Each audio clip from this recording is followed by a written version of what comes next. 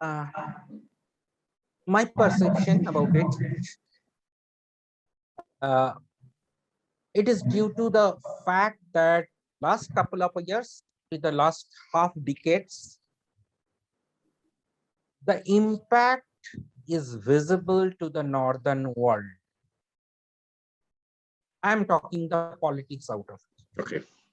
Because we haven't invented on the impact study something which is drastically different than earlier IPCCs.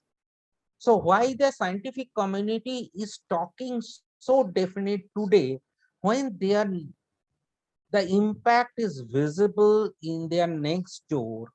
In the initial phase, the community on the north thought that due to their affluent resource availability in terms of finance and other resources, they will be able to shield themselves out of the impact, and the global poor south will be the impacted most.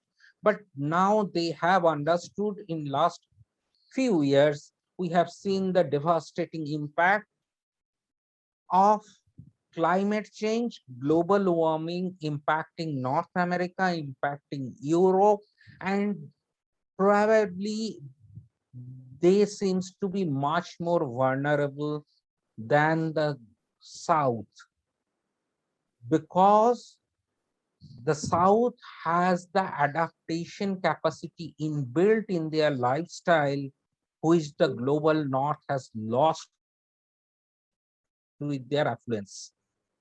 So this is the politics.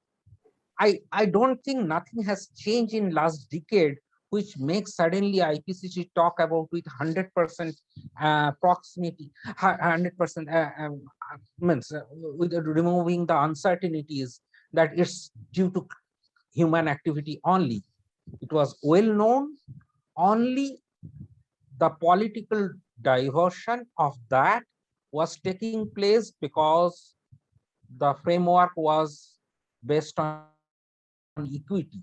Now, post Paris, when the framework has been changed, equity been removed, it is everybody's responsibility, whoever used the pollution space.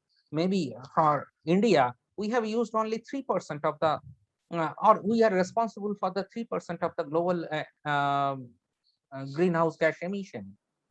But everybody now on the board to take the action, everybody is committing their NDCs, but still the action seems to be more on communication rather than actual action. This net zero, we are not talking about gross zero, we are not talking about actual zero, we are talking about net zero. We are still depending on the nature that the sea and the land will absorb some portion of the carbon dioxide we emit, and with that taken into account, we will say that we are not emitting anything. And there is a huge technical uncertainty about the capacity of that sink in the form of land and ocean sink. Hmm. So, and half of our commitment based on for 2050 is based on technology which is still not out from the laboratory. Hmm. The carbon capture and storage, the North is talking for last more than 1.5 decades, and Yeah. it has got a backing of the oil lobby or petroleum lobby, which is one of the strongest lobby. With that kind of backing, if a technology cannot come out of its laboratory to a commercial operation, I don't think that technology will ever going to sustain commercially viable way.